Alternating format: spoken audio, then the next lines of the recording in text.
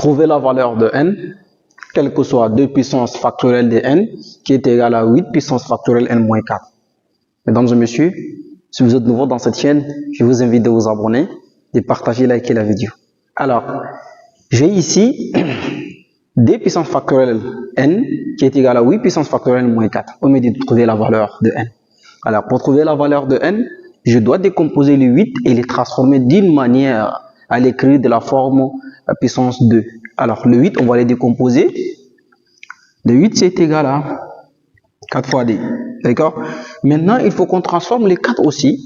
Alors, donc 4, ça fait 2 fois 2 fois d. Alors, donc, 1, 2, 3, ça fait 3. Et donc, on peut l'écrire 8 en produit de puissance, ça fait 2 puissance 3. Alors, si le 8 est égal à 2 puissance 3, on le remplace ici. Alors, donc on aura 2 puissance factorielle n qui est égal à 2 puissance 3, d'accord? Le tout puissance factorielle n moins 4. Très bien. Alors là, ici, on va appliquer une propriété de puissance qui dit quand on a a à la puissance n, le tout à la puissance m, on peut transformer cette écriture de la forme a à la puissance n multiplié par m. Ça veut dire le m là, il va venir rentrer dans la parenthèse pour se multiplier avec les n. Alors, si tu es là jusqu'ici, ça veut dire que tu portes un intérêt majeur pour cette vidéo. Alors, je t'invite de t'abonner, de partager et liker la vidéo. Alors, on va faire cette transformation tout doucement ensemble afin que tu puisses comprendre et afin que je puisse moi-même me comprendre. Alors, donc, on aura ici 2 à la puissance factorielle n qui est égal à quoi? Maintenant, le 3, il va sortir, se multiplier avec tout ce que tu vois ici. Alors, tout ce que tu vois ici, c'est ça on appelle m. Alors, donc, on aura 2 puissance, d'accord, 3 facteur de factoriel n moins 4. Très bien. Alors, là, ici, je vois la base CD et ici aussi la base CD.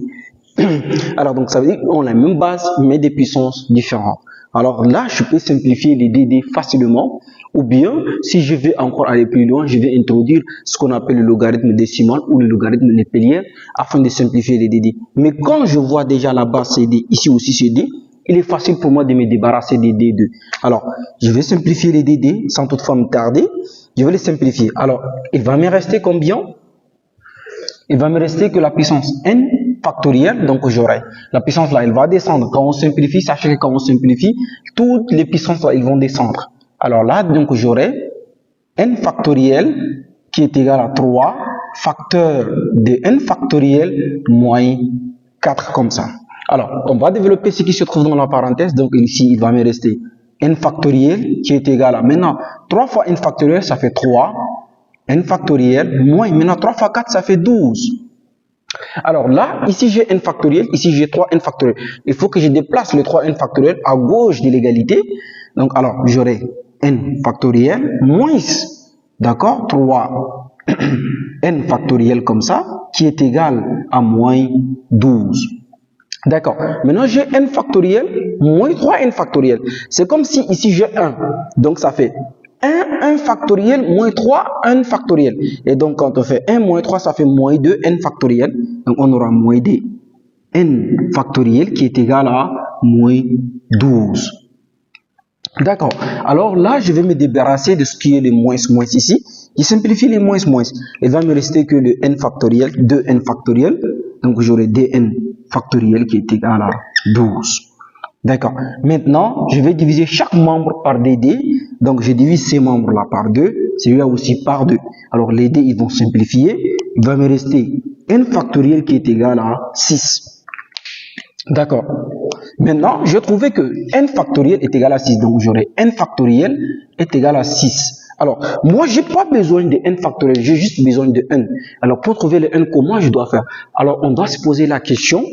Factoriel de combien me donne 6. Factoriel de combien me donne 6. Alors, le factoriel de combien il va me donner 6. Alors, on va se baser. On va dire, par exemple, on prend, par exemple, 5 factoriel, c'est égal à combien? 5 factoriel, on sait que c'est égal à 5 fois 4, fois 3, fois 2, ainsi de suite. Là, je sais que ça ne va pas me donner 6.